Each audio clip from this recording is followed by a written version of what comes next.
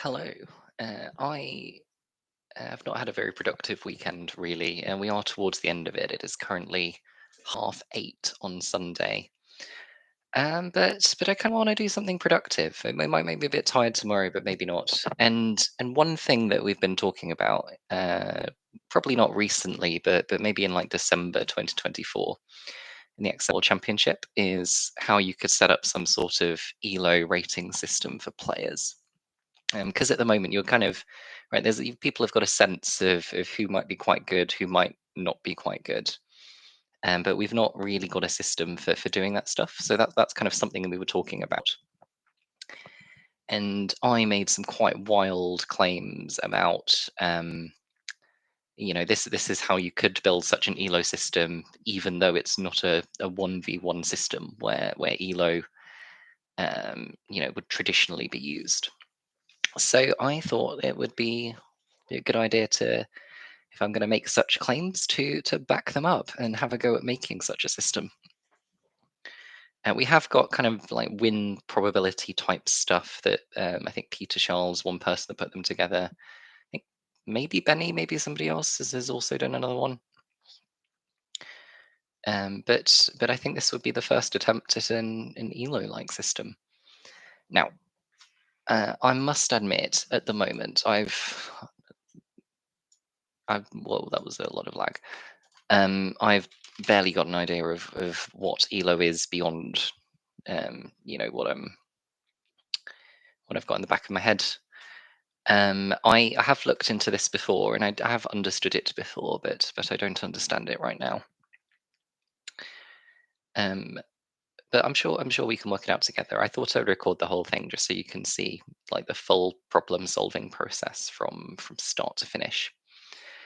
Um, Now, before I actually read about ELO and make some creative problem solving decisions for how to extend that, what I probably want to do is just set up a basic project that will store these results, and I can use like some dummy data. I know how it behaves in order to test it. So I am actually going to go straight into code for this one, which traditionally hasn't really been the way of the Excel World Championship people. Um, but if because Excel is reasonably good at making such things. But I kind of, if this is actually going to become a thing that might be useful to the competition as a whole, then it needs to probably be a bit more flexible and easy to use, and I probably do want to like a custom coded solution. So let's give that a go. I am going to share my screen, and specifically, I'm going to share a program called Visual Studio. Um, there we go. Oh, disappeared. There it is. So hopefully, you should be able to see Visual Studio now. I'm wondering what the compression. Well, let's go with this. This is Visual Studio. This is the starting screen and some stuff I've previously made. I have not worked on this anywhere near this recently. This is from years ago now. Um, but I think I've like opened them up and checked they worked, for examples, recently. So we are going to create a new project and start with, no doggy. To start with, it is going to be a console app in C#. So I'm just going to call this Excel ELO for now. Although, in theory, this should be called something like Leaderboard ELO or Battle Royale ELO. To signify the fact that kind of it's many versus many instead of 1v1. I am going to call it Excel World Championship ELO because I really doubt we're ever going to use it for anything else. So Excel World Championship ELO. Did I not name this project correctly? Console app.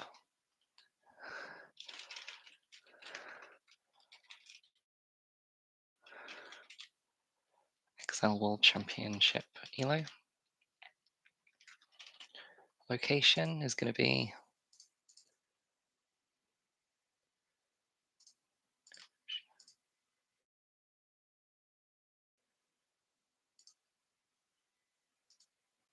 Why would that be the location? Let's just remove that. Project will be created in Harry Source Repo's XML Championship. That makes a lot more sense. Cool. Okay. And we're going to use what's called .NET 8, and this is the well, this is kind of what the C# gets turned into when it's kind of running as an app. And well, it's not telling me what this. Oh, there we go. Yeah, I don't want it to use that.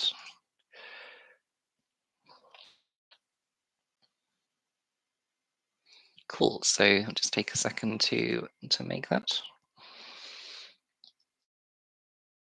And here we go. This is our beautiful new console app.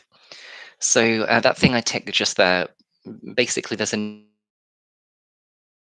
new style stuff, but I kind of want this stuff. And even if you say you don't want it, it's kind of there implicitly anyway. So you can see what I mean by console app. And I might have to pause this if are you just sad because mum's not seen you for a while, babe. She's had a walk, she's had food, she's just kind of crying a little bit because she's had to see no mum. Console.WriteLine, hello world. I think you know what I've realized? I've just glanced over back to the stream, and you haven't seen anything since I made the app. So I'm going to reshare my screen. There we go. This will make a lot more sense. So these bits here are the bits that would have disappeared. Sorry about that. Yeah.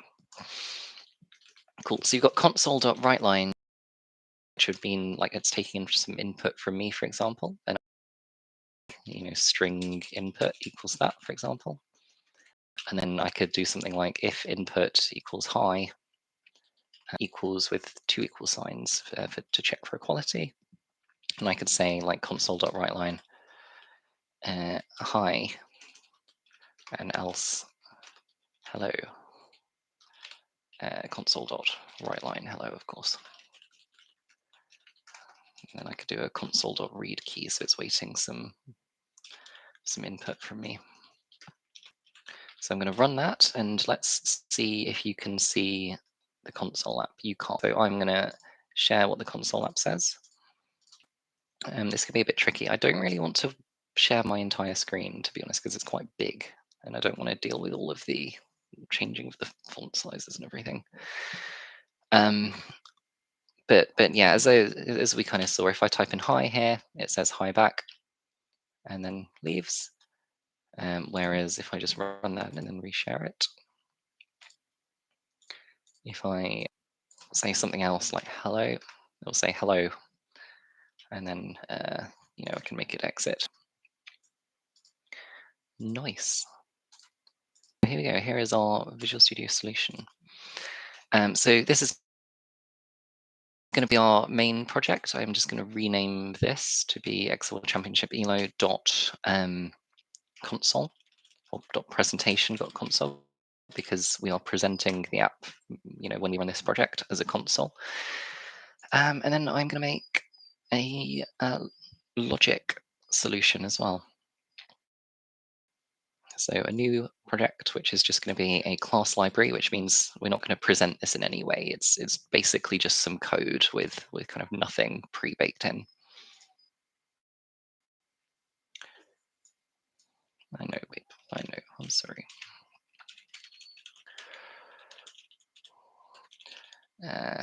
So I am sorry. I know you can't see this. I'm just creating the new project as a class library.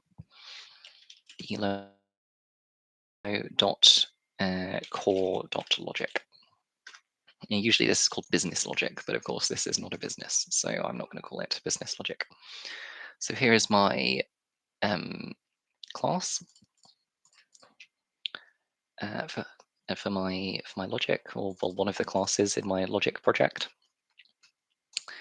And I think I don't really want to write the CSV loader that will load in all of the battles and all of the data yet, to be honest.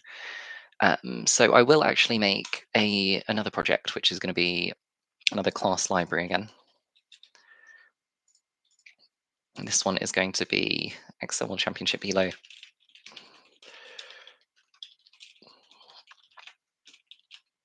Dot core dot. Let's call it generation. So this is just going to generate our data for us, some like sample data that we can test with.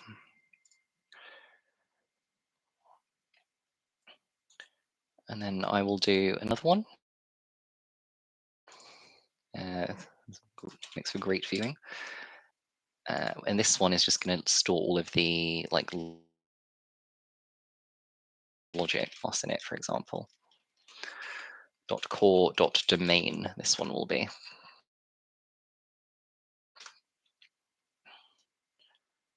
Cool. And I think that's probably enough to get started. Yeah, so I'm just going to clear out these dummy classes because I'd rather just make them when I need them instead.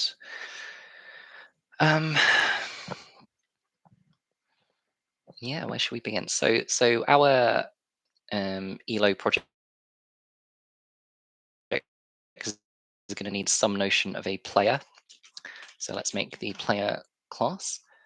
And what will the player have done? The player, well, who will the player be? The player will have a string name, and that will be a required property, and you'll be able to access it from other places. So it'll be public. So they're going to have a required string name, and they'll never change once it's initialized, so it's an init. And we will be able to retrieve it from other places, so it is a get. They're also going to have a required dictionary of case IDs, which for now I'm just going to make them GUIDs, that's just like an ID class basically that you can use internally for the ID of something, and this is going to be our case ID. And then it's going to have a I'm just trying to think if we need to make it more complicated than the score they got on the case or not. So either I could go double here, which just represents a number, and that would be their score on their case. I think I will make it slightly more complicated because we might want to do some filtering logic later, for example. So, for instance, I don't know if the data is available, but maybe things like you could have at what time they submitted as well, for example. Actually, I think we do need that because it determines their, or you need something like that, because it determines their position sometimes. Like it is considered a win if you finish faster with the same score. So it's going to be a dictionary of GUID case results.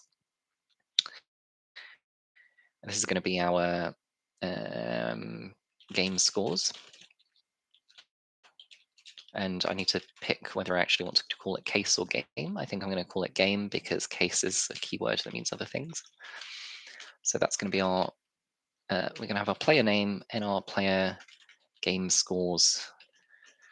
I'm just trying to think, do I want, maybe one day we'll want like a picture and stuff in here, or like an icon associated with them or something. But I think I will do that if it comes to it and not worry about it until then. So that's our notion of a player. We're going to have the notion of a game result.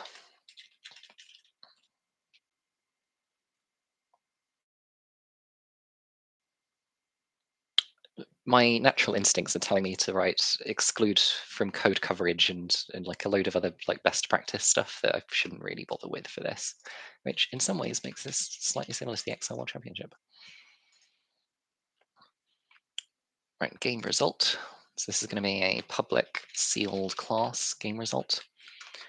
And what's it going to have? It is going to have, what do I want it to have?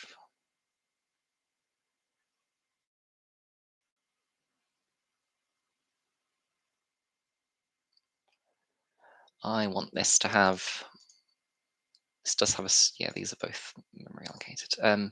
This is going to have a double, which is a score. And then let's not worry about the timing stuff until we know what the actual data format is. Or should we? Let's make a secondary score. This is sealed, doesn't belong here. A secondary score for now, and then that can be the time, or it can be something else. But whatever it's going to be converted into some sort of like rankable double. Cool. And because these are both doubles, you can actually make this a struct instead, which is allocated on the stack rather than the heap. And then I think you don't have to bother with the required key. Oh, guess you do. I think you could probably drop these publics as well, but I like keeping them in just so it's really obvious. Cool. So we've got our player, we've got our game result, and then we also want our game data. So what's this going to have? And also, actually, the one thing the players should have is they should have an ID like the games do. So public required GUID player ID, and we'll just set that when the player object gets set up.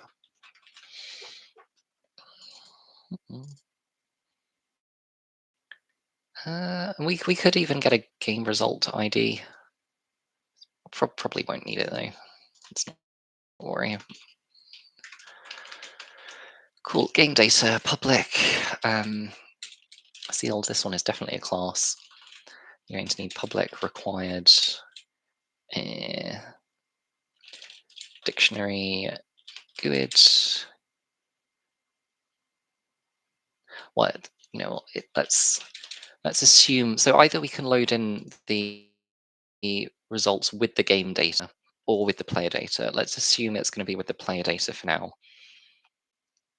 Maybe I should call this player data if I call this game data, or should I just call this game? Let's just call this game. So the game is going to have a name, of course. The game is going to have an ID, of course. Yep, and I should call this game ID.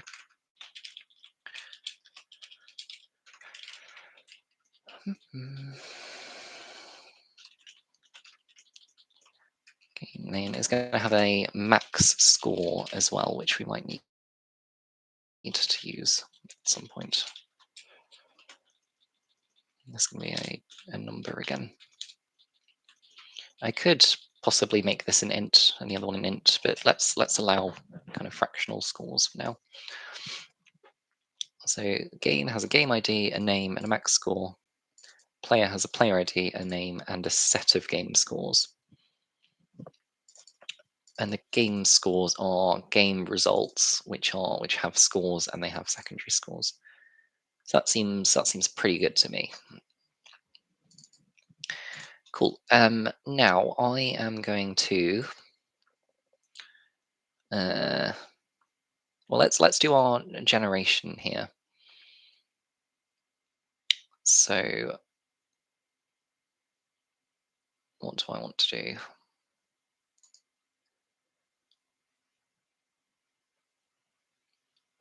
So I'm just trying to think exactly how I want to send the results down. So I definitely want to use dependency injection, I think, just because that's the kind of best practice way to do this. I don't know how exactly to do that on a console app off the top of my head. So I'm just going to type in dependency injection console app to Google. And I know you won't be able to see this, but hopefully I won't take too long.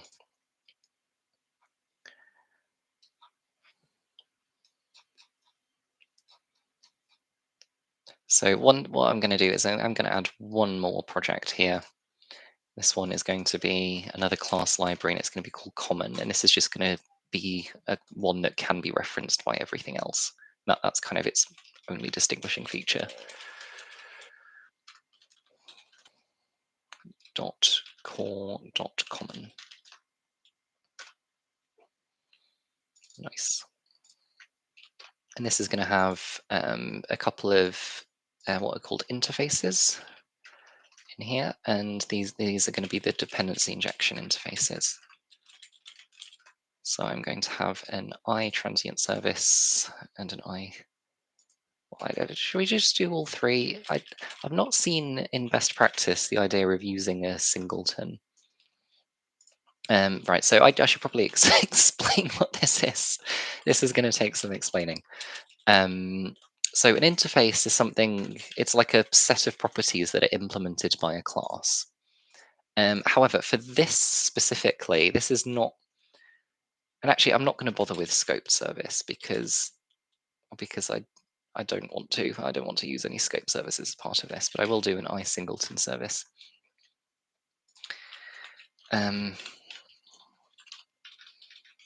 Right.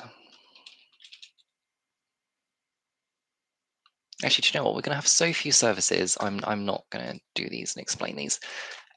You will see shortly what dependency injection is, though.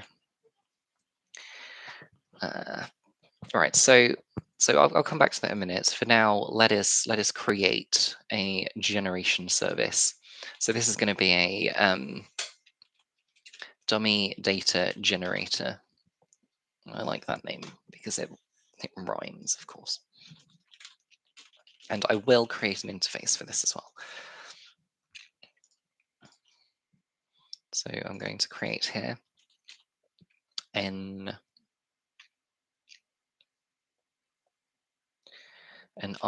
dummy data generator. And this is going to represent the behaviors that the dummy data generator does and is implemented by kind of the other stuff. So this is my dummy data generator. It's going to be a public sealed class. Public just means other things can see it. Sealed means like you can't use this as a parent of another object. So there's not going to be anything else that is like a super dummy data generator that also does all of this stuff. Cool. So what is my dummy generator going to do? It is going to return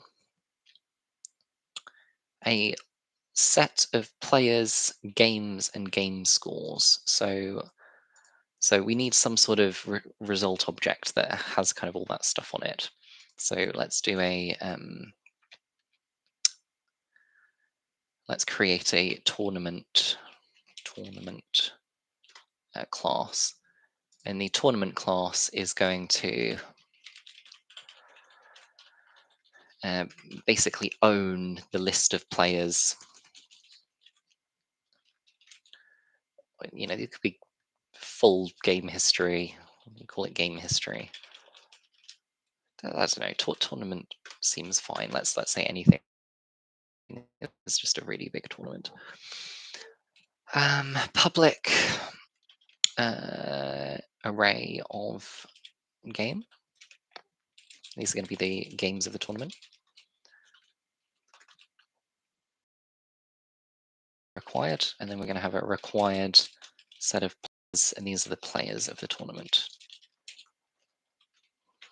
Cool. So that's what the dummy generator is going to return. Public tournament get tournament.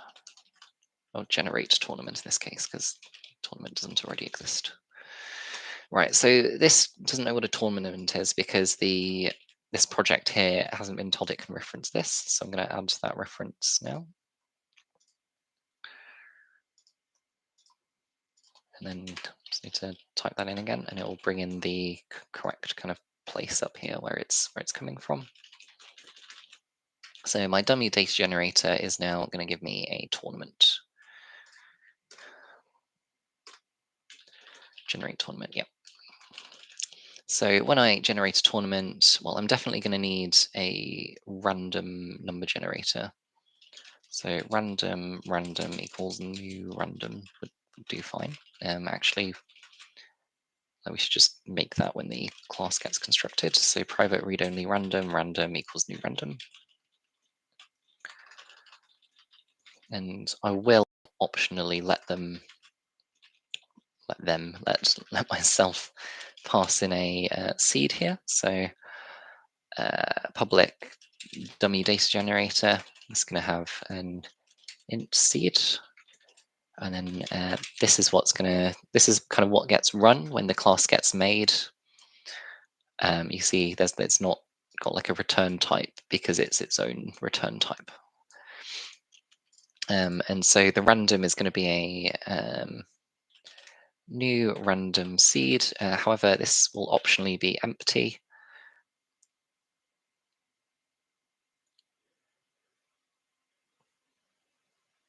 Yep. So that will optionally be empty, and in those cases, we basically won't do that. So if seed is int seedint, then random equals new random of seed, else random equals new random. Cool. So there you go. This is assigning our. You can even put this on one line if you want to be more efficient. You could say like seed is int seedint question mark.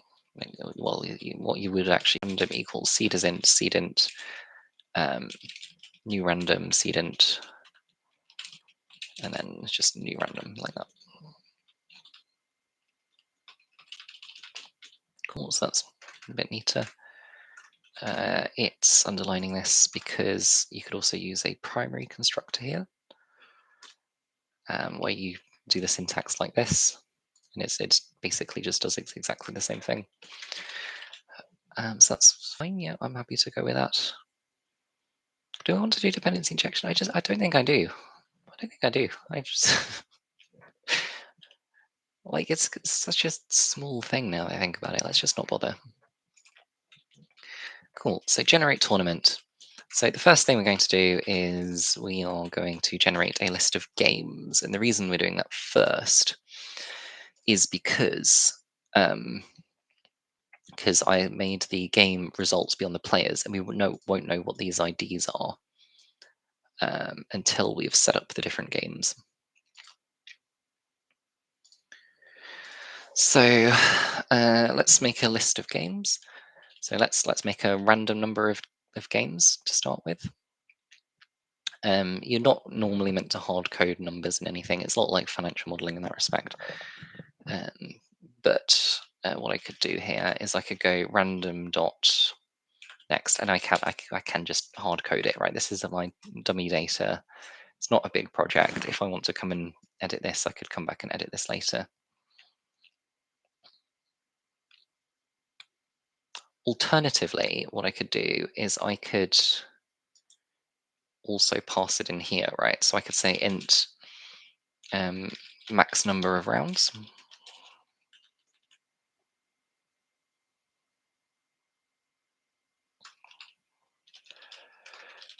Read only int max number of rounds equals max number of rounds.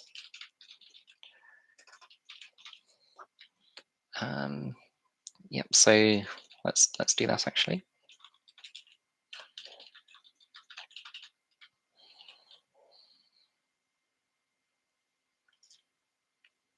So we're going to have int number of games. Is that? And I should just be consistent. So number of games is random.next that. We should put some validation on here really. So I will do just a validate inputs.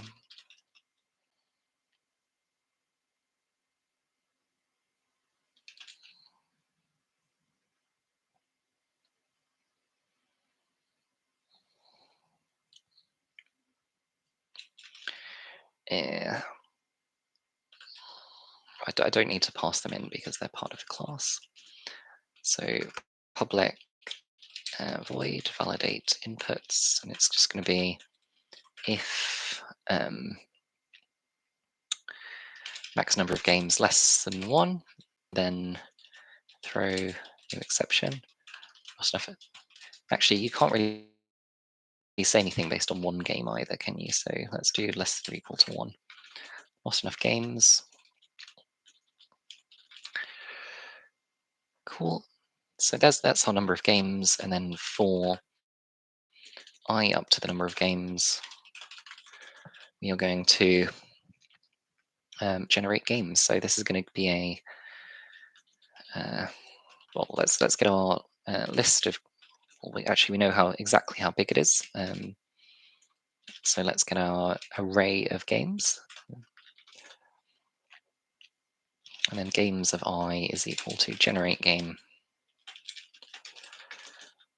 And this should not be public. This should be private because no other classes are going to use this. So I'm going to have private game generate game. That's right.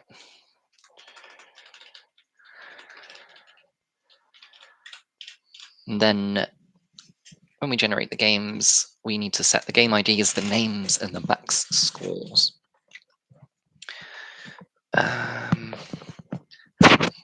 Now, to be fair, I think the names I generate are just going to be pretty freaking random. I don't see why there would be any benefit to not just using the same maximum, set of possible maximum scores each time here. So I'm not going to make that configurable. Where are we? We're in dummy data generator. I'm not going to bother with this interface because I wasn't going to do the dependency injection. And we're just going to do return new game. Game ID is going to be a new ID. So you do that with GUID.newGUID. The score is going to be, let's just say it will be random dot next, and let's just make it be between let's make it between 3 and 5 and then multiply it by is this between 3 and 5 or 3 and 4? 3 and 5. Okay. Multiply it by 250. So this is either going to be 750 or it's going to be 1000 or it's going to be 1250. And the name is going to be, I'm sure there's a string. How can I get a random string? C# get random string.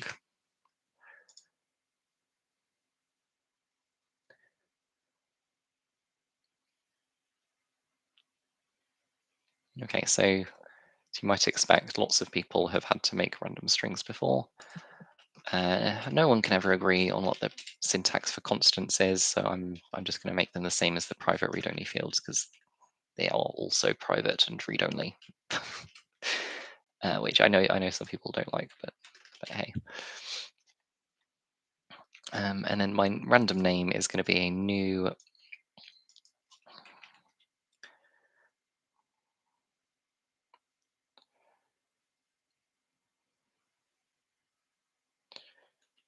it's going to be a new string, enumerable repeat.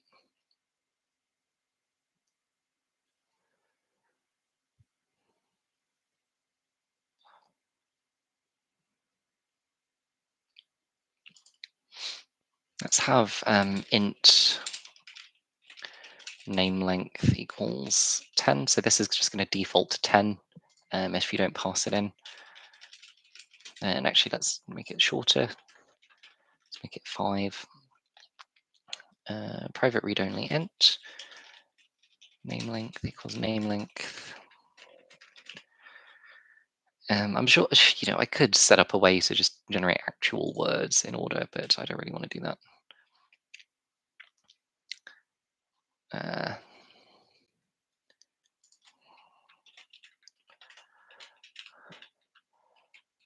So new string, enumerable repeat. So this is just taking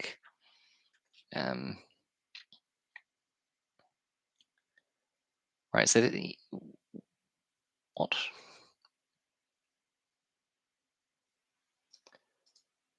What is actually going on here? Right. So I think what's going on here is it's taking this and it's making it into like a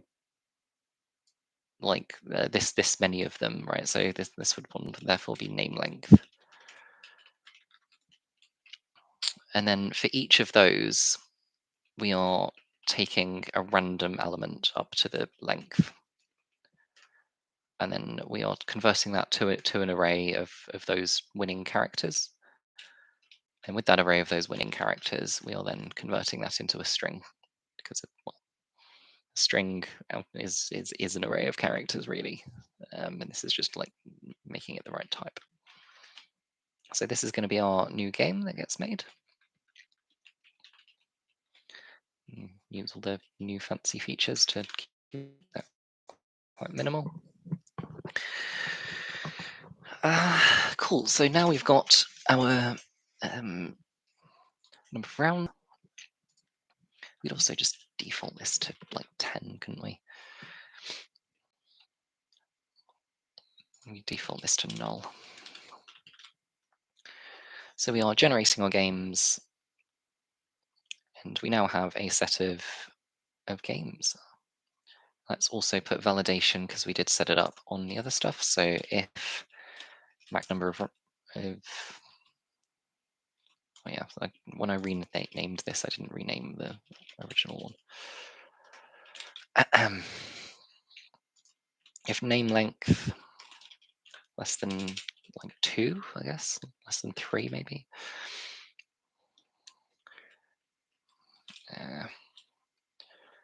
Names are too short.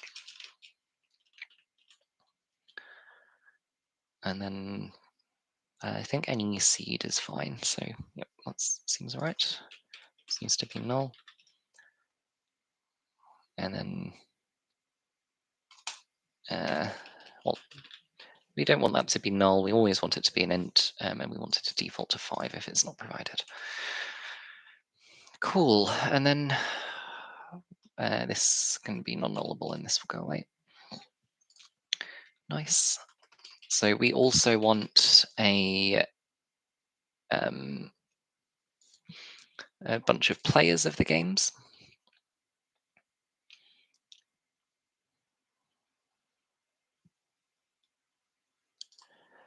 And actually, this is really similar to the games, which are inanimate objects, whereas players are living and breathing people.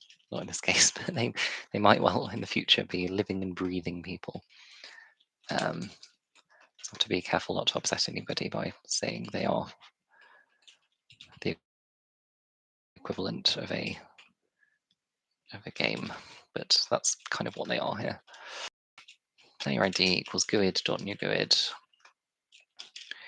Name equals, let's, because we're doing this twice, let's just private string, get random string.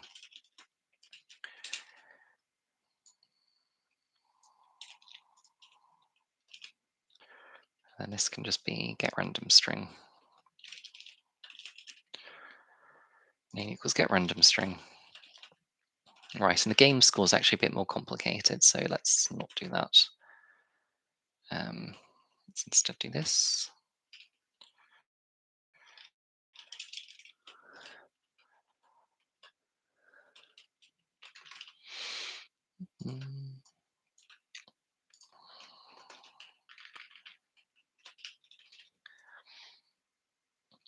Right, so we need to set the game score. So what were the game scores? I think it was a dictionary of GUID game.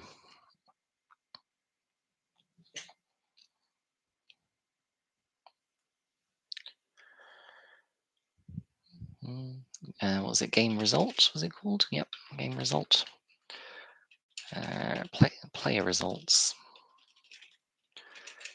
New. And then set that equal to that. And then let's actually make the results. So for each, actually that means we need to pass in the set of games.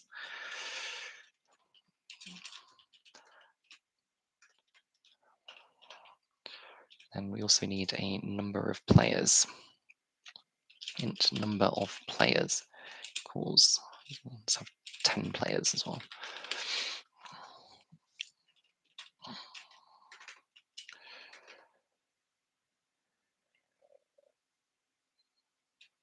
Oh yeah, this one was a max number of games. So this could be quite variable. Let's make this. Should we make this variable? I don't think this should be variable. I think we should just use the provided number of games. And then we can, like, if we want to test it, we can just like randomize that. This is not how to do that.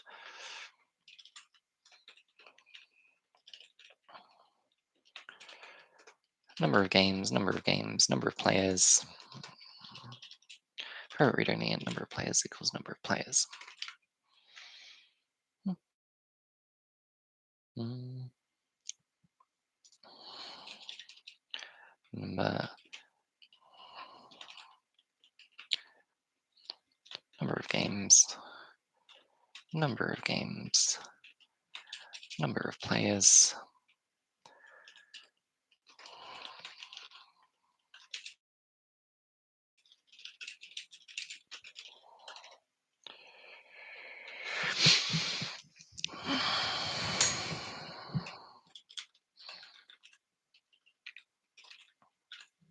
Players of I was generate player of games. And return new tournament with the games and the players.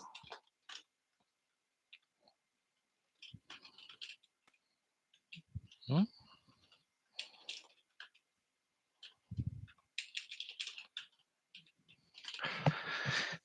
Cool. So we just need to generate the player now. So for each game, and game, which is not like a typical sentence people say in real life, but it's quite common in programming.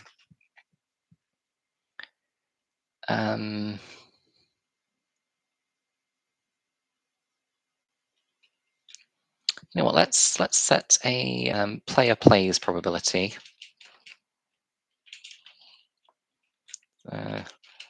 Double player player plays.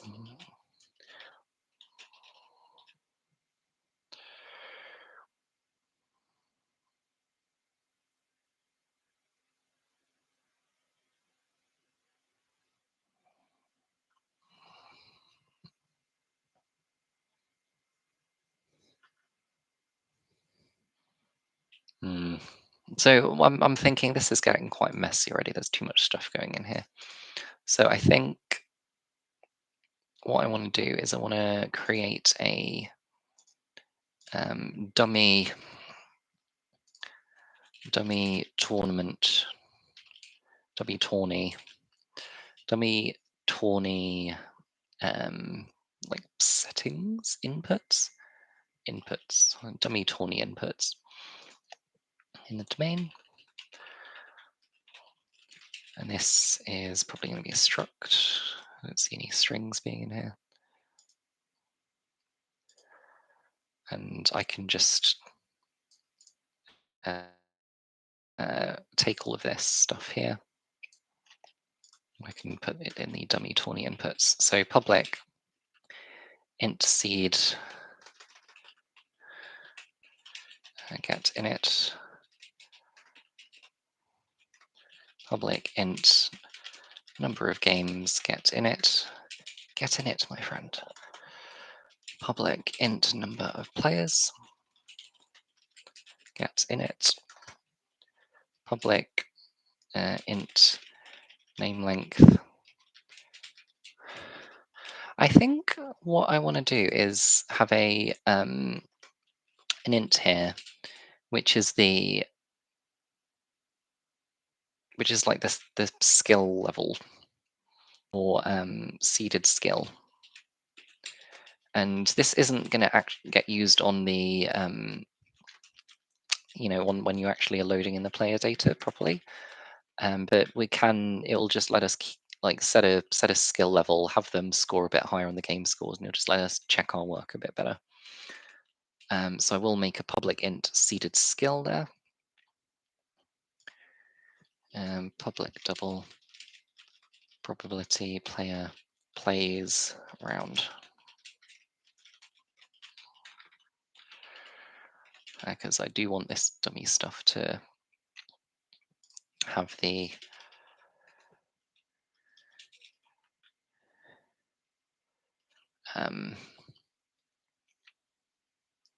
no, I've lost it. I'm sorry. Cool. So the dummy data generator is going to take in some dummy 20 inputs. So let's go public dummy data generator, dummy 20 inputs, input, and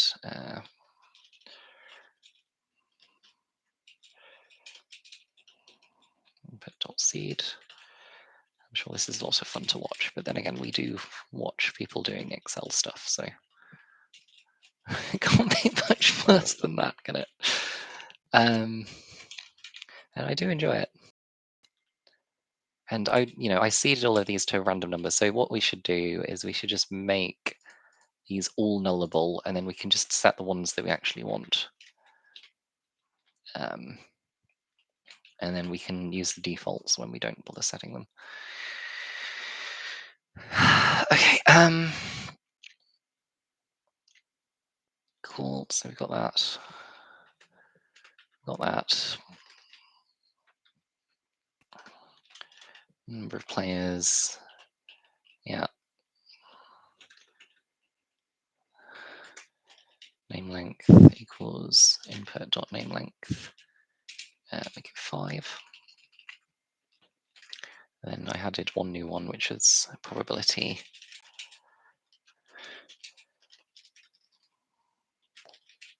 player plays.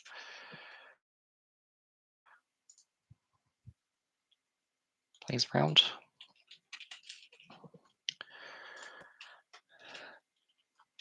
This is a field, needs an underscore at the start. Score probability player plays round equals input player. Let's say 90% is a good default for that. Constructor declared in a type with a parameter list. Is that because of these brackets here? Yeah, okay. Nice. So if random dot how do I get a random double? Next double. But that gives between 0 and 1. Excellent, that's what we want. If random next double is less than probability players plays round, so if it's less than 0.9, okay, let's flip it. So if we're bigger than 0.9, then we are between 0.9 and 1, and we will just continue. And then we won't, give this player a result for that game. Otherwise, we will need to generate a game result. What I'll do here is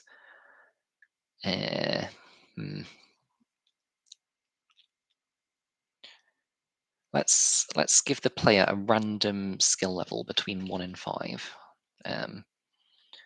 So int skill equals.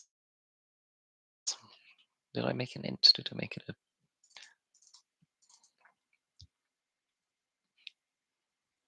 What did I make it? I made it an int seeded skill.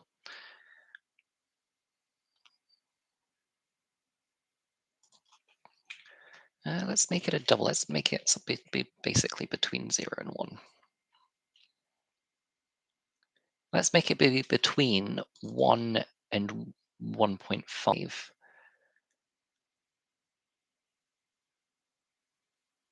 Yeah, okay. So I'm going to do skill, and it's going to be 1 plus random dot next double times 0.5. And what we'll do is we will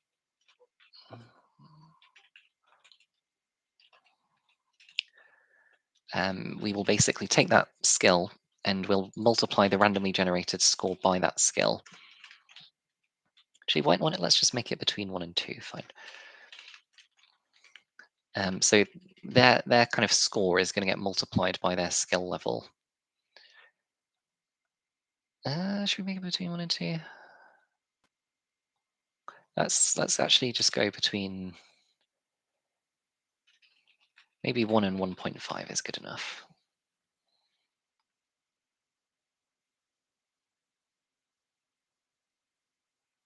No, I've changed my mind again. I'm actually not going to have it work as your random score multiplied by something. What I'm going to do is I'm basically just going to set a minimum score, and then we're just going to resample if we are above that minimum score. So this skill level is going to be between random.getDouble or next double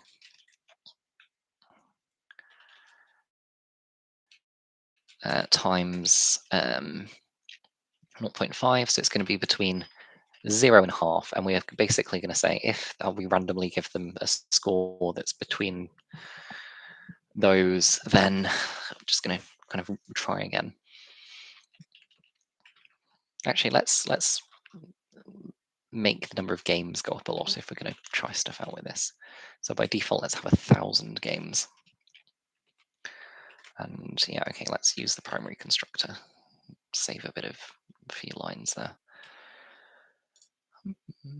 Cool. So that's our tournament. We've got our double skill level, which the player is going to have that we randomly generate.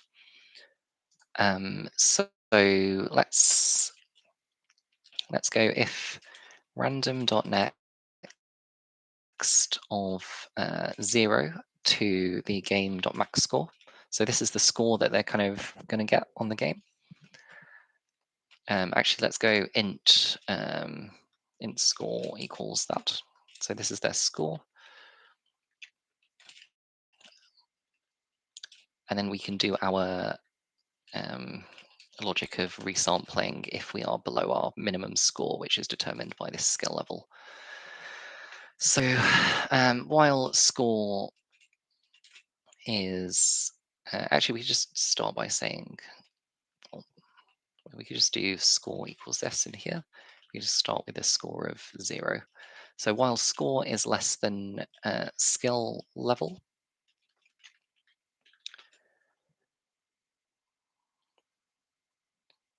so this is actually going to be a percentage score. So we're going to have a percentage score, which is going to be a double between 0 and 1. And if it's less than our skill level, we're just going to kind of go again. And this is just going to be therefore a random.next double, like that. So percentage score, you always start with score of 0. If your score is under your skill level, multiplied by the game.max score. And that's going to have to be like converted to an int, probably. Oh no, because it's complaining because I didn't make it a game result object. So that's going to be our primary score. Let's just say everybody's secondary score is 0 to start with. Score equals that.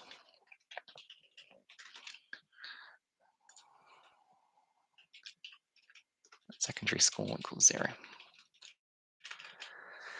Nice. So I think that's everything that we need to have generated a random tournament. I should probably assign these other things. So let's say we always want at least 2 players. So number of players is less than 2, not enough players.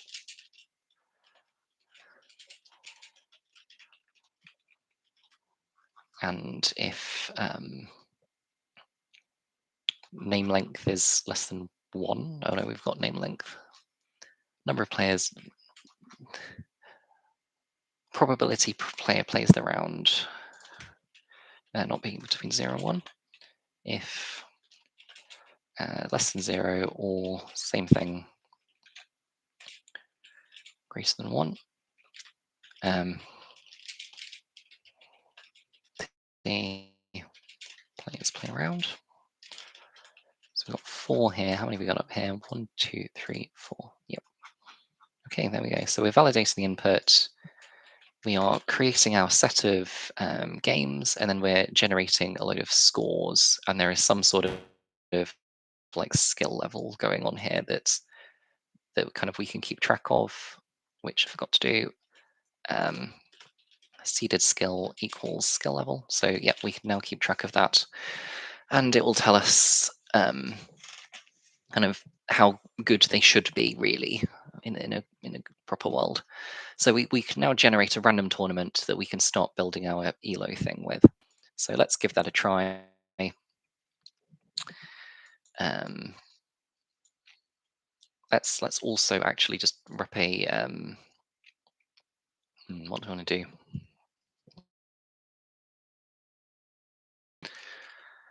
Stop right line. So bool exit equals false,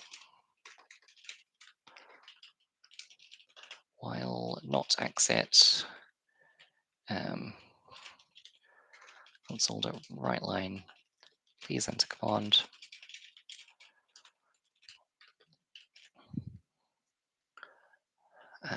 And then console.read input string input equals console.readline. And then let's give that a name actually, and just say public static, or let's go,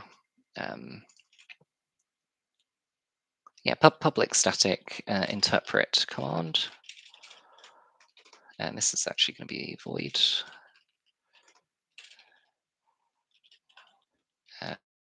bool exit equals string bool interpret command.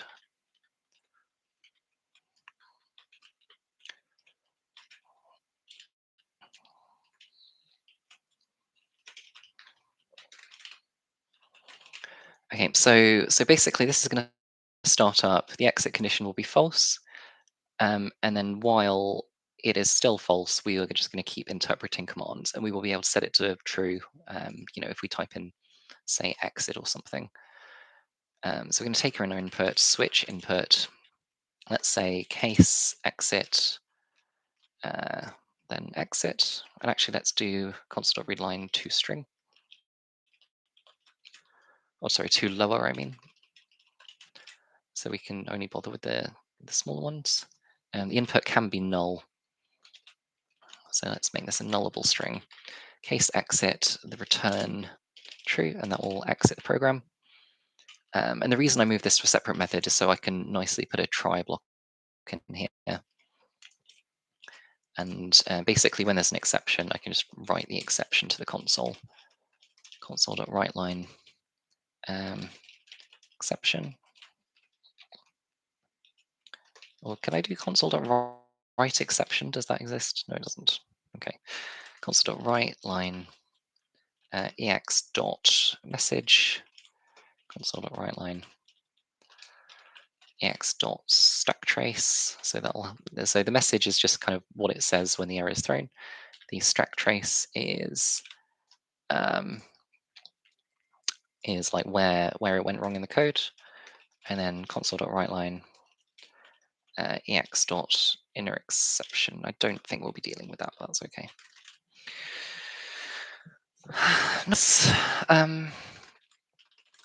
Cool. So if exit return true, and then case run tawny. So should we say run tawny like that? Then let's do a run tawny. So public stack, and we're just going to do the for now we only have the dummy data generator, so we'll just make that, and then we will kind of put a breakpoint, and we'll be able to see what it makes and check that it's working. So case run tawny, we're going to run a tawny. And before I do that, I do need to add the reference to the other project. So I'm going to reference my generation input. Ah, shit.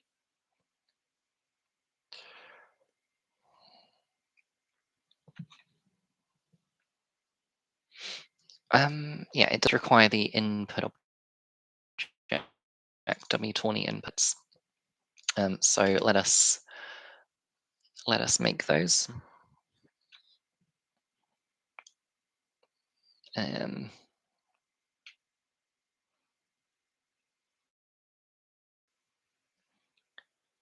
let's have kind of different versions. So run 20 auto, and case run 20 configure, and the configure will just ask us to fill in all the inputs. The other one will just use all the, all of the basic inputs. Run 20 auto, run 20 configure, and default input not recognized. Try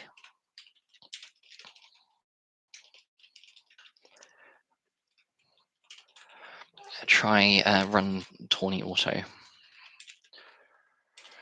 that will just remind us what my actual one is. Exit false, exit false.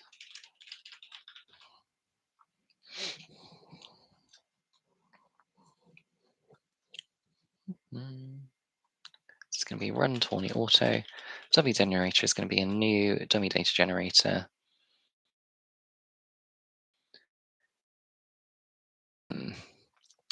And we can even avoid passing in this whole thing if we just go question mark here, and then question mark, question mark, question mark, question mark. And basically if it's null, it'll just treat the whole side as null.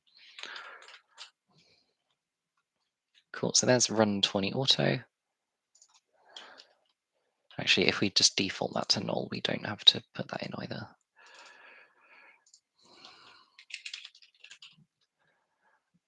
So there's our automatic 20 that gets generated when we call dummy.generate tournament.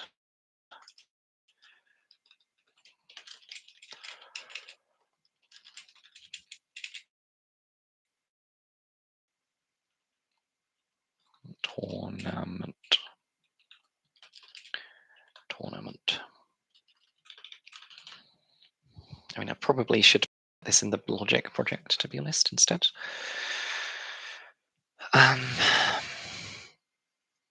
Yeah, I should do that.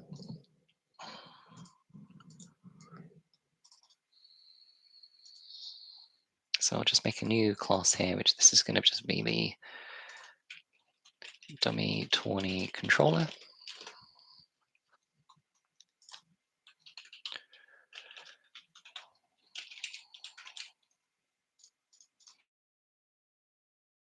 If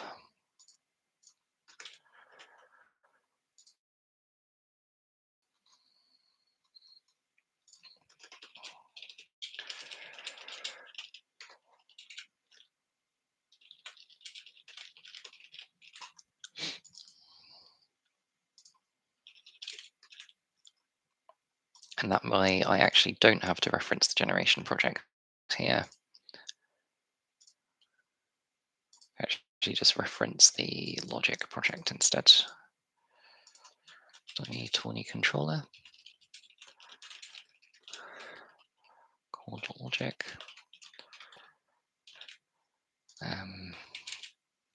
Let's just assign this here.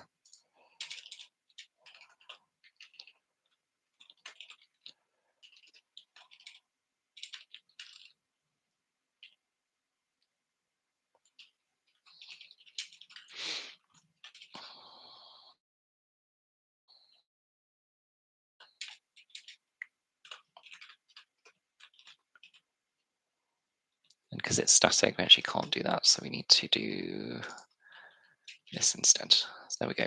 When this class gets made, there will be a static, which just means there's like one version of it. Dummy 20 controller, and then that's what we'll use to run the 20s. Dummy 20 controller.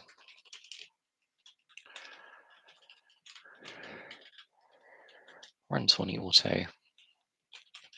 Dummy. And then this needs to be able to reference the generation project.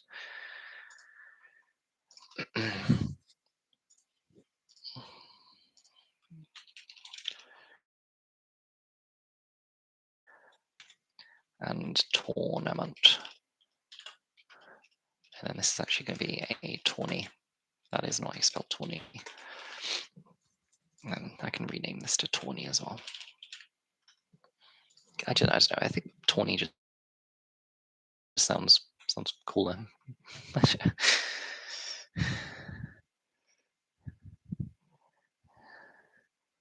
Cannot be accessed with an instance reference. Qualify with a type. Oh. Because it's not static. There we go. So actually we don't even need this.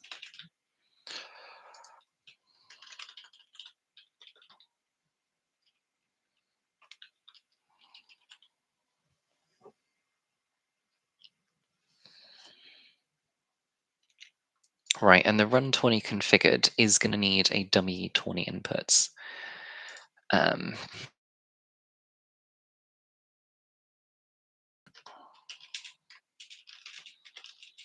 Actually, because it is a different set of inputs, we can just use the same name for both. Run 20,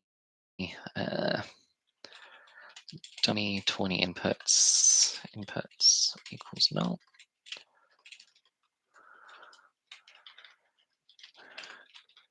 Cool. This can be run 20. This can be run 20. But what we will have to do is we will have to like actually ask the user for the inputs on the configured one. So let's do a public static void, or yeah, public static void run run 20 configured. Run 20. So this is going to move in here.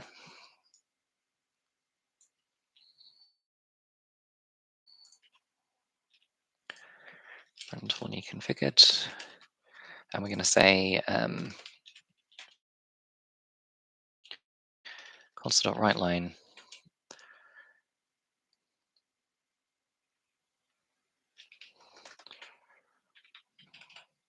please enter. I'm just going to pull the inputs over. You won't be able to see them, but I'll pull them over to the right, so just so I can see them. Please enter the seed. Console.readLine input string equals that. Or sorry, string seed input equals that. Plus nullable string.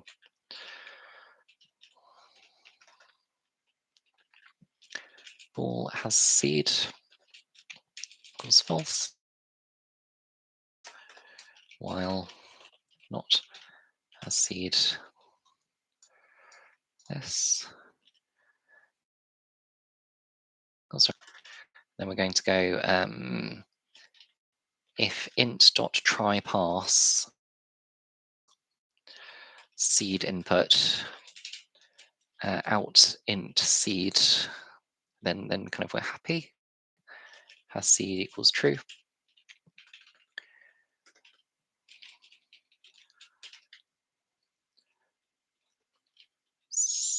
Out seed.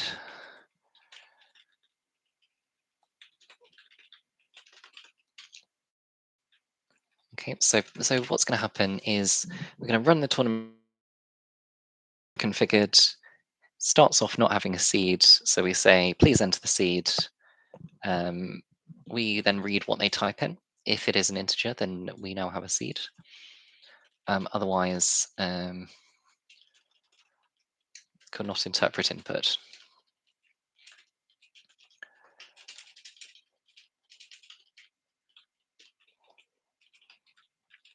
And we're basically going to repeat this logic for the other one, so I can actually factor this out.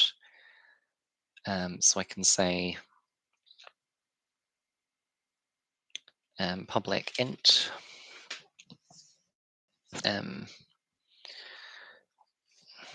get integer input,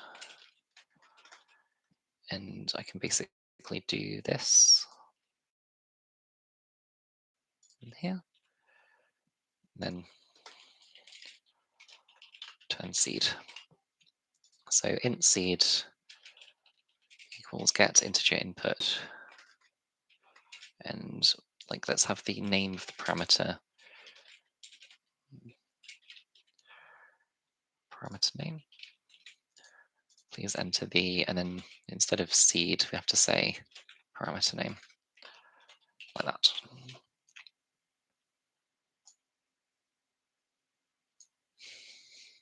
I don't think anybody's going to see this anyway. I can do anything. That's okay, because hopefully it'll do like it when it's finished. Okay. If int try pass out seed has seed equals true, otherwise cannot interpret input. Has is set out input, which is not something you see very often. Out input. This can be static. Seed equals get integer input seed.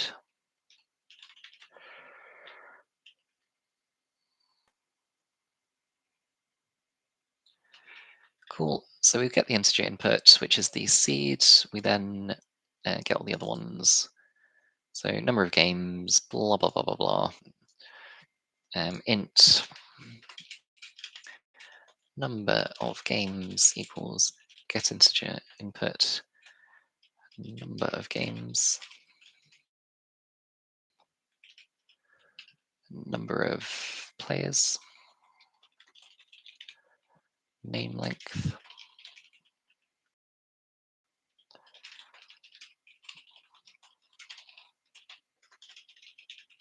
Actually, I'm just going to go run random tourney auto, because this is going to be a random tourney. And then we're also going to have get double input, which is just going to look almost exactly like this, but we do need to use double dot try bars.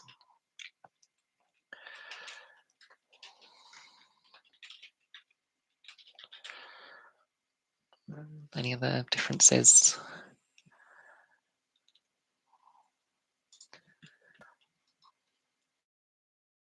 Cool. So we're going to go double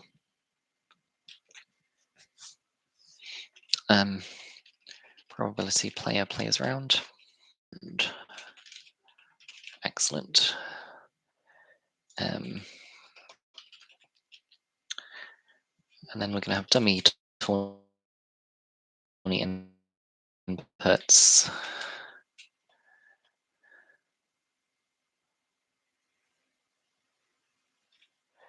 We could have it like accept the defaults on these as well,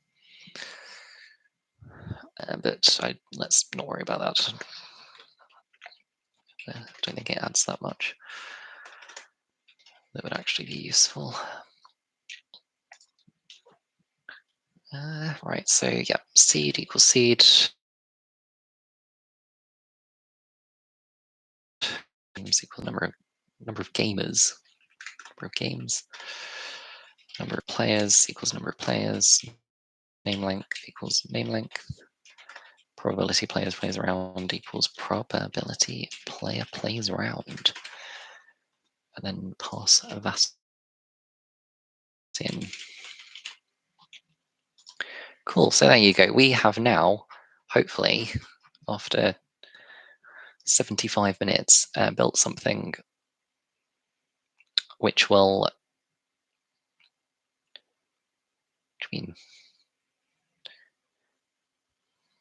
oh, what? Oh yeah, because I just need to tell it what to do on this branch as well. After 75 minutes, we built something that will kind of gives us random tournaments that we can use to experiment and try stuff out with. So let's give that a go. You won't be able to see the console. Well, I'll show you the console actually. And then what will happen eventually is we will hit the breakpoint that I placed here. And when we hit this breakpoint, we will be able to observe what the values of the kind of tourney object are, and we'll see if what we did worked. They say code never works correctly first time. feeling good about this code. Right, so the console has appeared. It has materialized. Please enter command. I'm just going to say input not recognized. Try run tourney auto. So one change that's immediately clear is when I say try that, I didn't finish the sentence. So let's go again.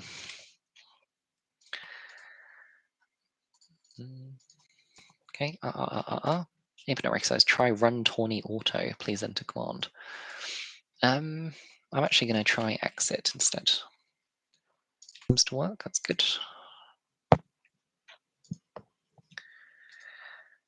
Now let's give run tourney auto a go. Run tourney auto. Input not recognized. Try run tourney auto. Oh, right, because I did the word random here. So let's try run random tourney auto instead.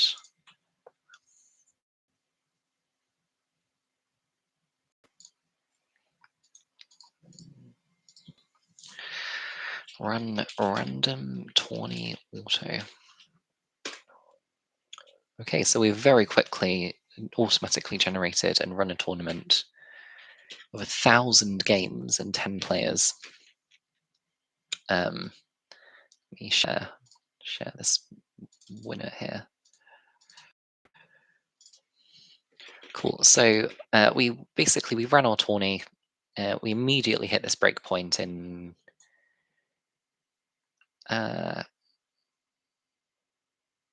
I don't know how long it took.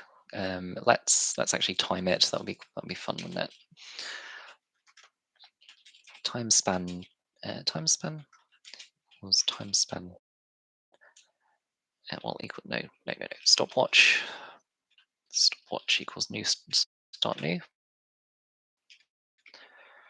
and then stopwatch dot stop.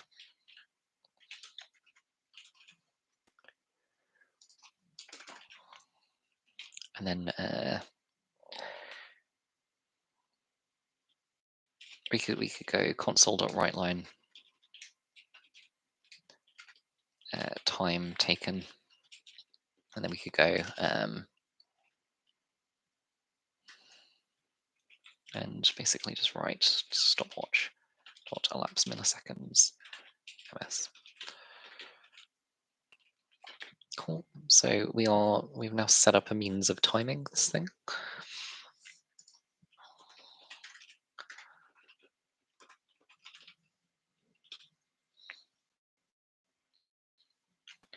Share the console so we can see the timing. Run random tourney auto.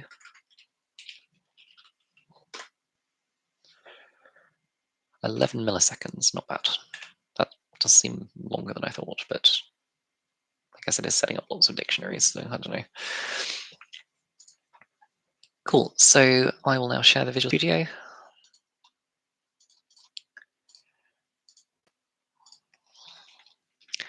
And we can see what we've got. So it's a random tourney, so the input is null as we expect. Dummy generator was configured with 10 players, 1,000 games, name length of 5, probability player plays around of 90%, which are all the defaults that we said earlier. So that's good. Tourney, 10 players, 5 L3 PK, our hero here, has a seeded skill of 0.37 and played 912 games. They're pretty committed. Whereas CCC LJ only played a mere 900 and has a measly seeded skill of 0.182.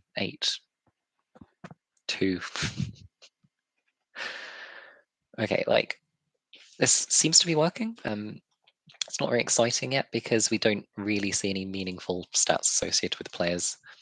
What we could do is I could just come here and say like average, average primary score, minimum score sort of thing. So average primary score. going to be game scores dot average. X goes to x dot value dot score. Public double minimum primary score. Or, let's not bother with primary score. Let's just call it score, and then secondary score can still be secondary score. Minimum score is going to be game scores dot min value dot score.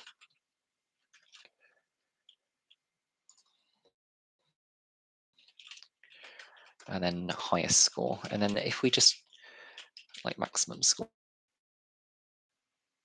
Warning, your connection is unstable. It's not good, is it? Not good at all to have an unstable connection. What was I saying? So we now have kind of these three, and if I change the default inputs to be like, let's say 20 games, for example, that will make the results be a bit more colorful. So let's run that. Forgot what it's called. Run random tourney auto.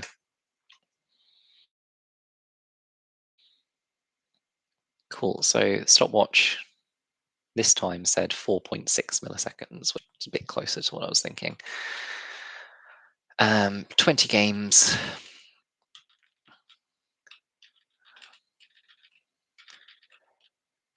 Where the max scores, I was worried there because they were all 750, but no, there is 1,000 there. Is there 1,250? Hope there will be. If not, I might have to just recheck how that run between thing worked. I think I do have to check that.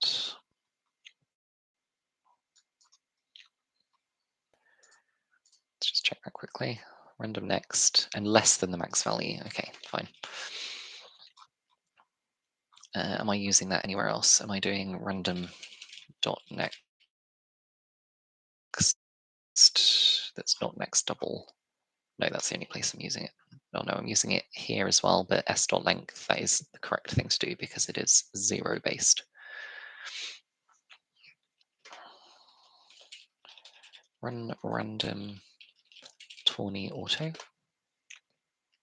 Yeah, this time 3.6 milliseconds. It's getting faster for some reason. God knows why. Right, so we've got our 20 games. We're starting with EQQOK, QC, and there we go. There's one with a max score of 1250.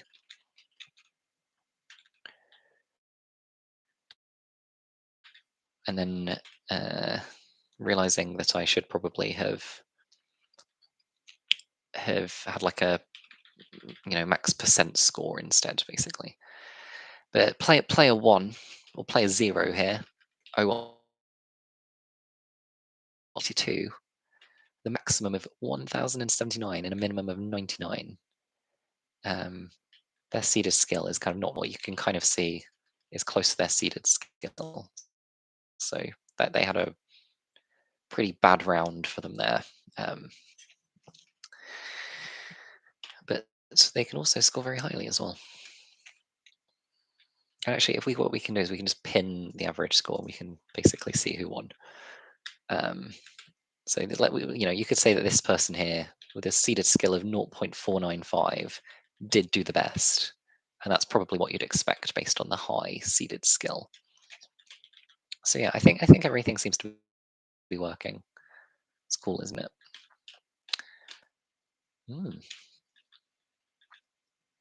Cool. Okay, time to build an ELO system. Actually, before I do that, I am going to basically go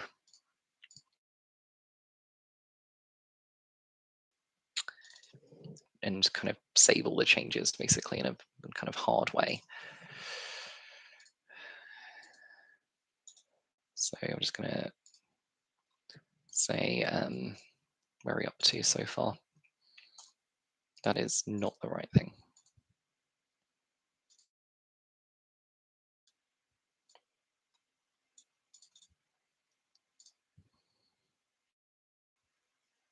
Oh, okay, yeah, you need to git ignore file as well. Let me just grab a git ignore file from something else.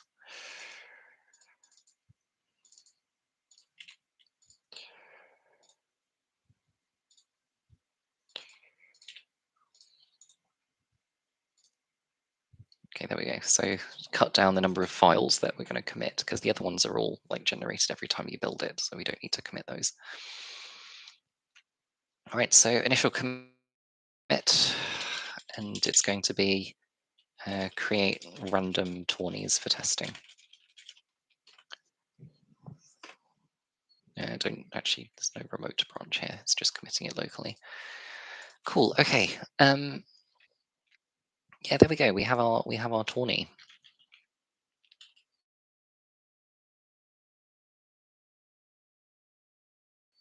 Game actually does need one more field, which is the date. Uh,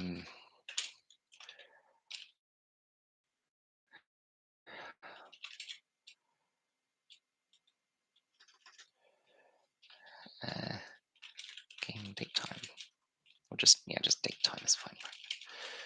Cool. So this is going to be the day when the tournament was hosted, and I don't see us really wanting to configure this in any meaningful way other than them just being different. So I'm just going to do game and date time equals date time dot u dot random as in our random that we've set up earlier. Random dot next 0366. So there we go. Now every gaming's having a random date time as well. And let's actually, randomize the minutes as well, just so because on our Excel stuff, we're not going to have stuff clashing. Right, add minutes. How many minutes are in a day? It's 24. It's 1440, isn't it? So let's go random.next 01440.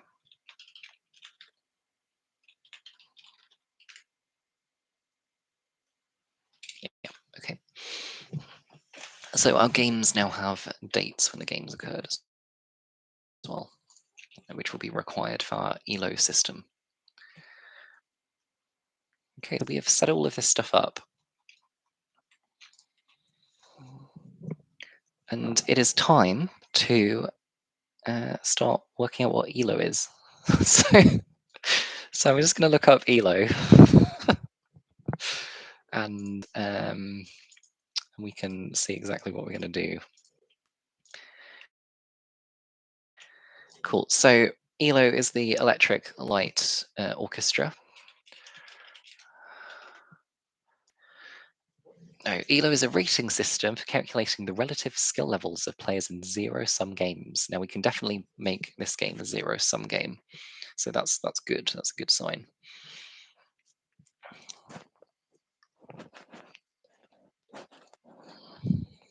Difference in rating serves as a predictor of the outcome of a match.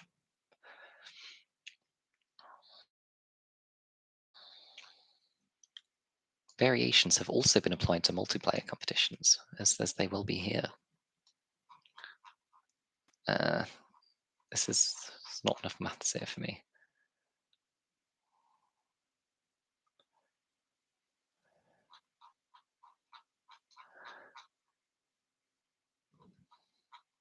This is more like it. Okay, performance is not measured absolutely, is inferred from wins, losses, and draws against other players. Players' ratings depend on the ratings of the opponents and the results scored against them. The difference in rating between two players determines an estimate for the expected score.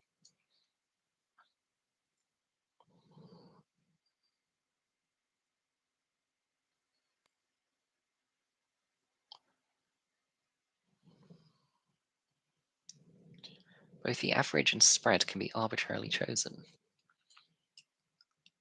Players' expected score is their probability of winning plus half their probability of drawing.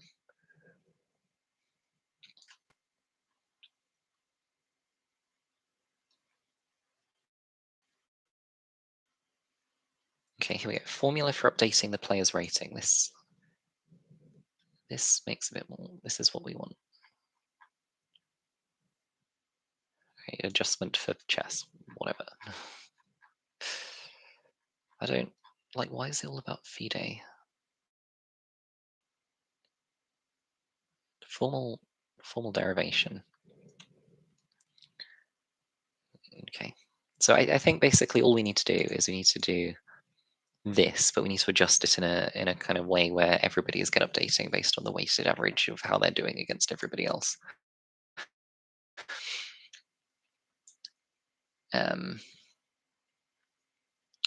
Right. So what do we need to do? Well,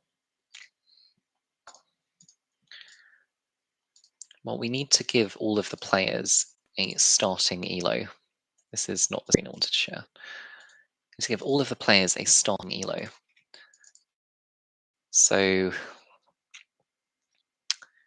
I don't think this will ever need to be configured. So actually, I think we can just have a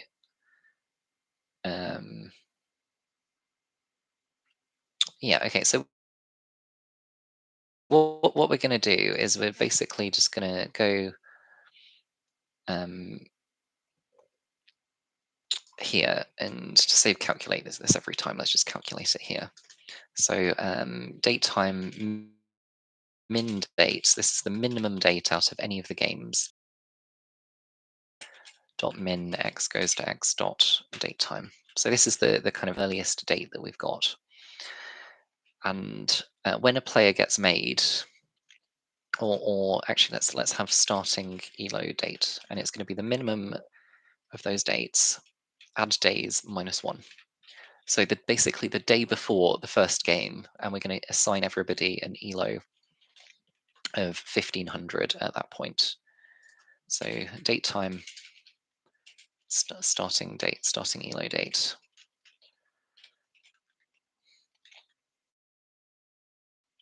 And players are going to have a dictionary date time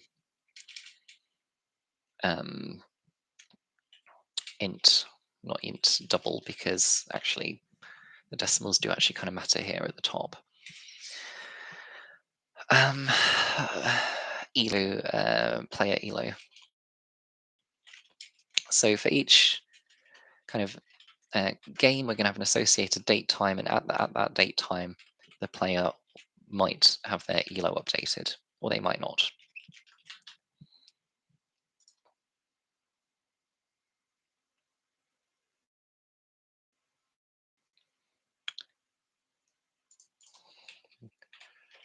Cool. So every player is going to get a player ELO, which is going to be 3, and it's going to have starting ELO date, and it's going to have, I think I need to leave this after actually, starting ELO date, and it's going to have a starting ELO of 1500, which will be a double.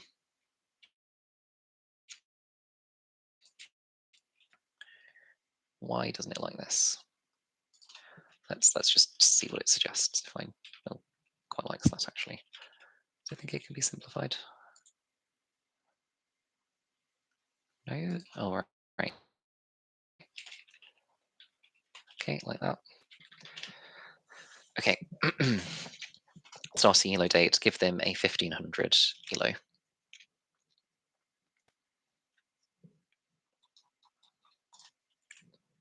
And then I'm going to need something in the logic thing, which is going to be the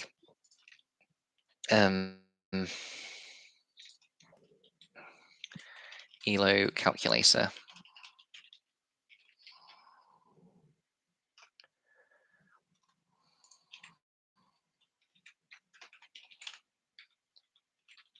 So this is going to be a public sealed class again.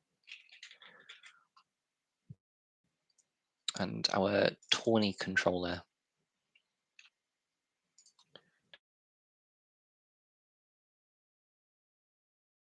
is going to create a new going to own an ELO calculator, private read-only ELO calculator, equals new. And the calculator is going to take in a tourney, public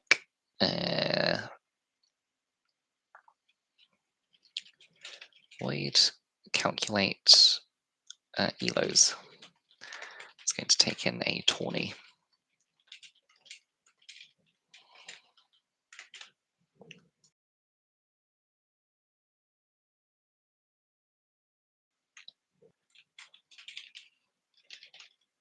All right, this is a static method, so I do need to create it in here.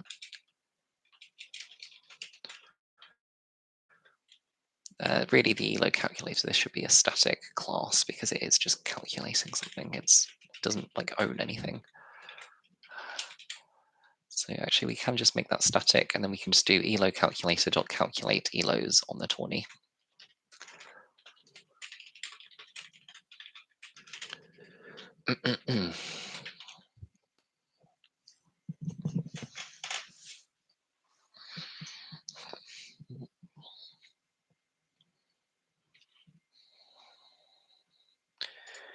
And I can give everybody an ELO, which is going to be player ELO dot min, x goes to x dot value. Well, I do need to check there is like at least one entry. So player ELO dot any question mark that, and otherwise 1500. And actually, because this is the second time I'm writing 1500 somewhere, I should make this a constant. So I'm just going to make a new constants class. For like static class constants. Default ELO, public int default ELO, public constant int. That's going to be 1500 because that's what it always is for some reason. And that should be a double because it is an ELO. Okay, so constants dot, not that constants. I am not referencing common, that's why I can't see it. So add project reference to common. Constants dot default ELO. Yep. And then 1500 constants dot default ELO.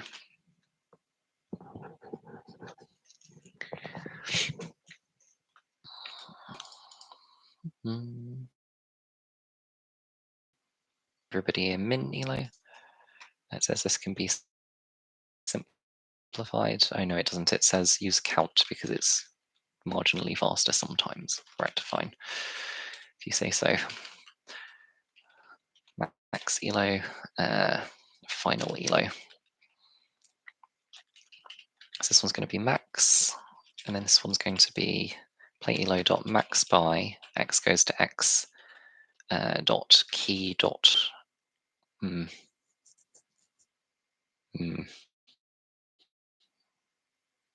yeah, max by key dot value. Cool, so everyone now has a min ELO, a max ELO, and a final ELO, which we can see in the locals window, so that's cool. What time are we up to? We're up to 10, so we've got quite a bit of time. Okay.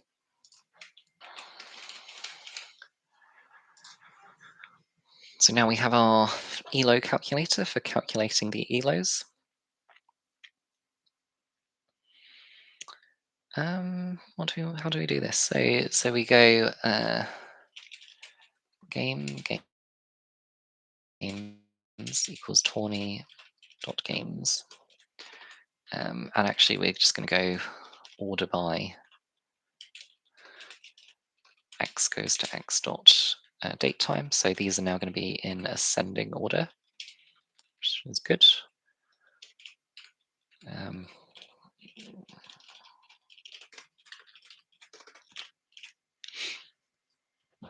and then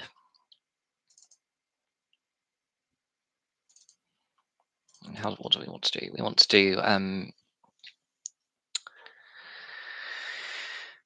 well, basically for each of these games, we want to update everybody's ELO if they're playing it. So let's go public static void update ELOs, and it's just going to be game, and it'll be all the players in the tourney. Players.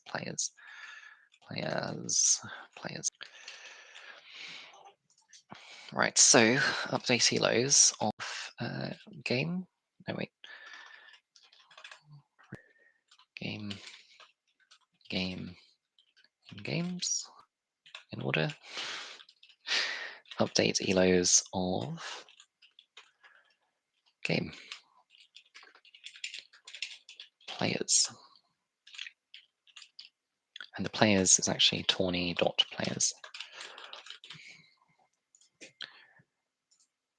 Right, so what are we doing? Well, first thing we need to do is get the list of relevant players. So var relevant players equals players.where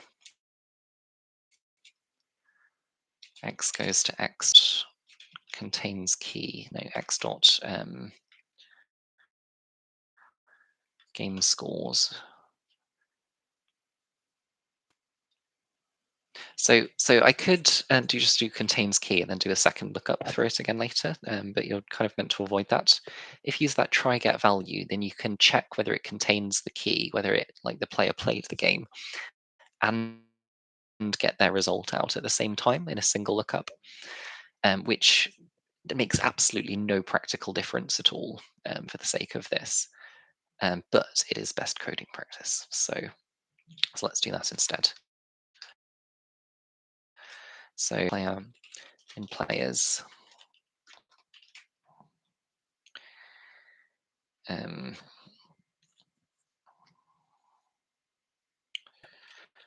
Player dot scores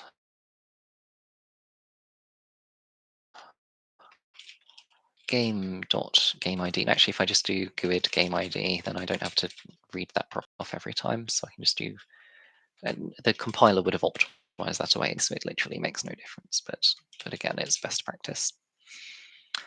Game result result.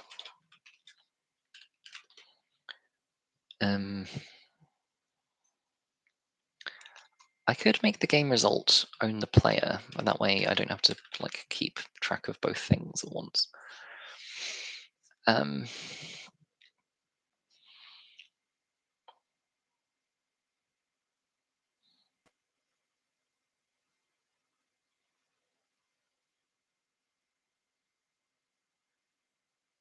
Yeah, I'll actually make it do that. So this is going to have to be a class if I do that. So class it can be public required player.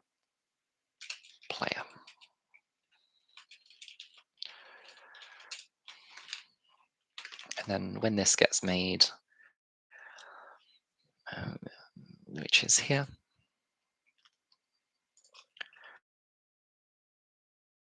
my player doesn't exist yet. So after I generate the player, then I need to go for each our player and players. What is going on? Did I press insert or something? No. Player in players, and player dot player dot reach in player dot game scores item dot value dot player equals player. Yeah. Scores result. And so we can just do game results dot players. Nice.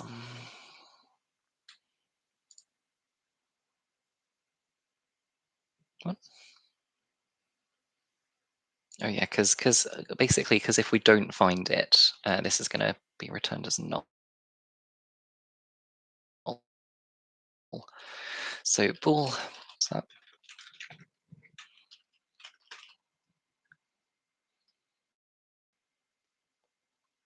Actually, all we care about is just getting the set of results out, isn't it?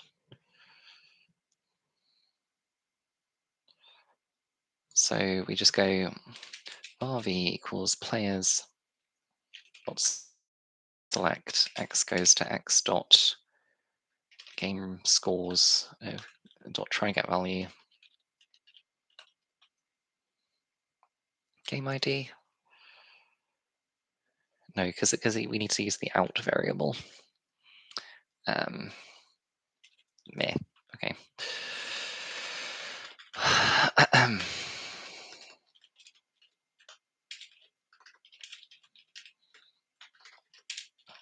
So basically we have the game ID, we're getting the game results.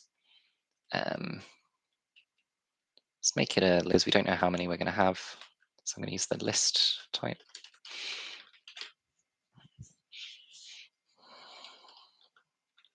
And then if the player's score is found, then add it to the game results.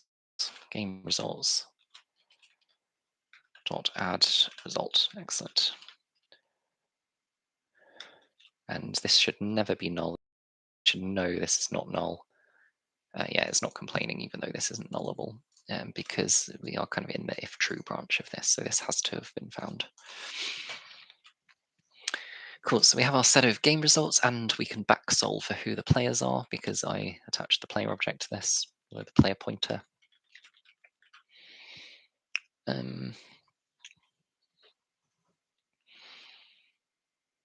Yeah, so I think what we want to do is we want to get everybody's latest ELOs. And we want to apply the update thing to them, I guess. So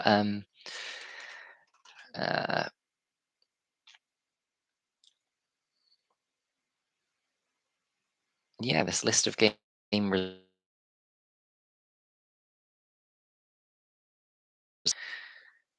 Now let's bring up that. I'm trying to think about how to share the update formula for you, but I don't know how. I tell you what, let me just share that and just talk through it until I'm sure what I'm going to do. So the player ratings are RA. Player rating is denoted by R, right? So this is so RA is player A's rating.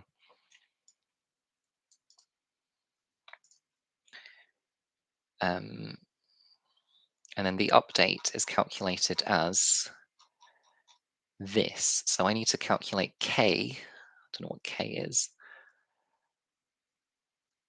And oh right, maximum possible adjustment per day called the K factor was set at 16 for Mars. Okay, let's just set it to 32 and just assume everybody is weak for now. And then EA is the expected of A, which I guess looks like this. So this is how I can work out between two players what the EA value is. I can use this based on their last two results, and then I can apply this update. However, I do not have an example here where it's a two-player game. So instead, what I'm going to do is calculate this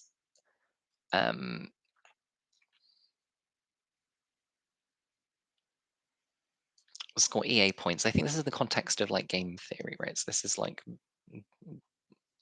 for chess, this would be like 1 for a win, 0 for a draw, and -1 for a loss.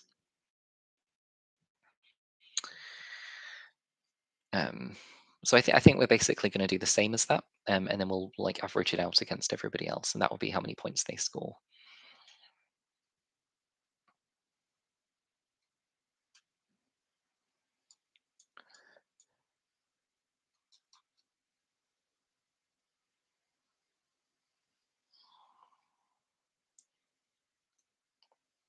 Does that make sense?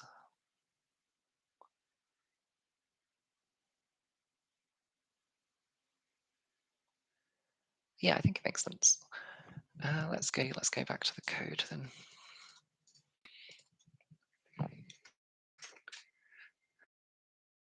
Cool. So I guess the first thing to do is say if game results dot count is less than or equal to 1, then like we can't learn anything from this. Only one person did the case. So um, not return. Yes, return for this game. Like just go on to the next game, basically.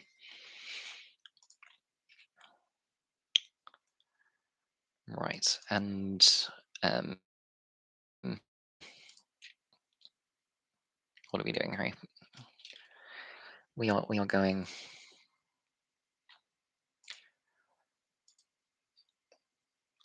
I want a 2D array of the different like values that the players are going to score. So like they're expected to score against each other, like their win probabilities against each other. So this is going to be a double, a 2D double array,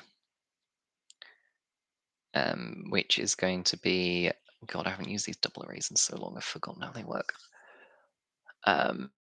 It's going to be basically for each player against themselves, sorry, against another player. So I am going to have two for eaches here, both looping through the players. So let's go int player count. No, int. Actually, for the game results, because that's what we're working on. So int number of game results.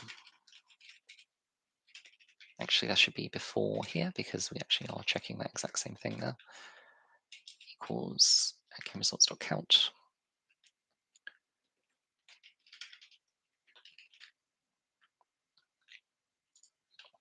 Let's do public static void update ELOs again. But let's go this time only based on game results.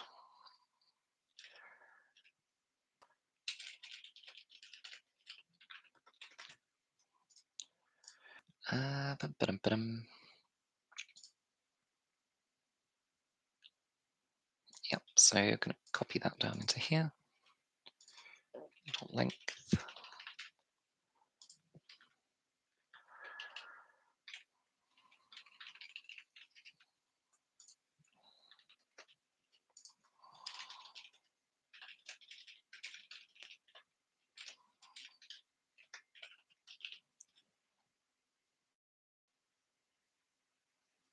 So I need to convert that to an array. Update ELOs, game results, number of game results, game result length, number of game results should be more than one. Right, for basically for each kind of position. Yeah, so let's have the what were they called on the thing? They were the E values, the logistic, based on the logistic curve, the expected like win scores of the different things.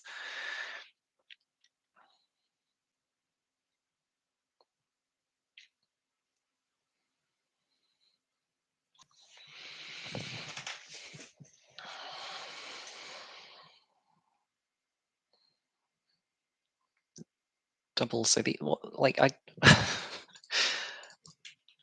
guess we call them expected wins to 0. What's this value move between? Moves between 1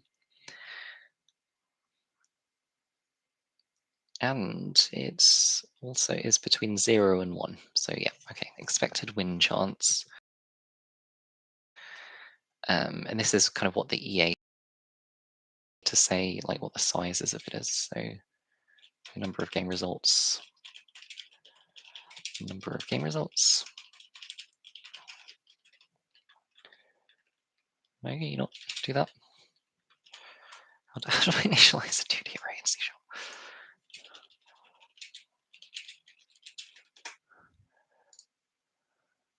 Oh yeah, I just need to say what type it is. Fine. Game results. Excellent. Okay, so for that up to the number of game results, and for J up to the number of game results, like using J, that's a pretty cool letter for the alphabet. Expected win chance of I versus J. So I think this is the chance of I to beat J if I do it the way that I'm about to. And I will set up another method for this. So I don't know why I keep making everything public. Like I'm usually pretty good about that. Private static double expected win chance equals, and it's going to be of game result. So 1,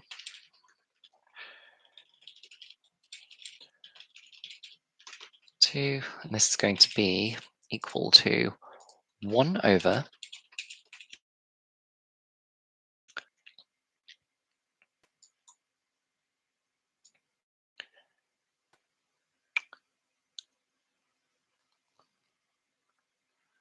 the power array over 400 in code. I'm going to calculate the log of this instead. So expected win chance log, and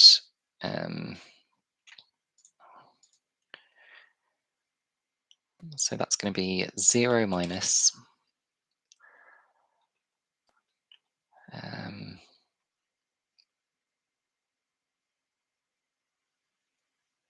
no, hang on. Harry. Let's write out the full thing and then let's collapse it and rearrange it all afterwards. Because you can rearrange stuff in your head, but you can't write code at the same time without potentially making mistakes. So game result 1, latest player 1, latest ELO equals game result dot player 1 dot dot player dot final ELO at that point. And then player 2 latest ELO is the same. Game result 2 dot player dot.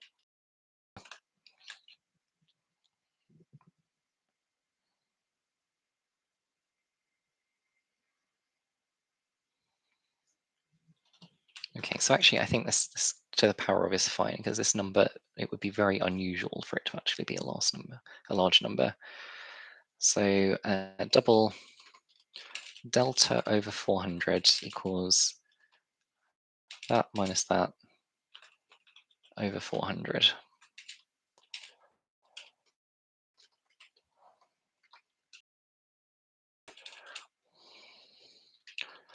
Exponentiated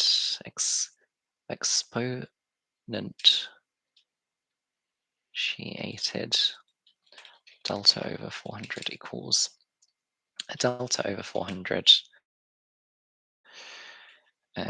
math.exp 10 to that. Oh right, this is ln only. How do I think I can do like 10 star maybe?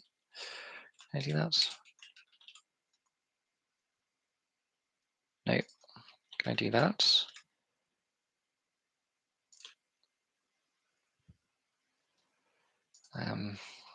Just going to look it up quickly. 10 to the power of C#.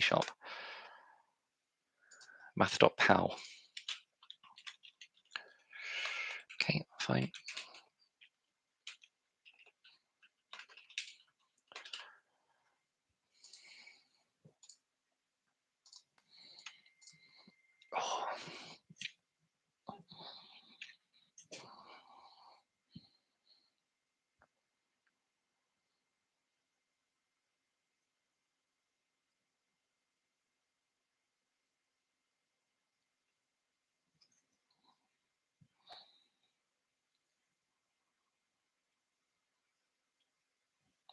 Right, what am I doing? Double above plus one. Don't name variables like this. Okay.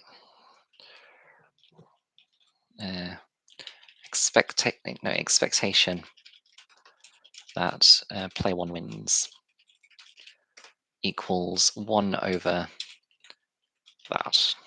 We'll put the 1 plus at the start just to keep them together, make it obvious. Cool, so that's our expectation that player wins. And this is not a log because I decided against that eventually after I realized the numbers are actually quite reasonable because it is over 400. Expected win chances equals expected win chance of game result 1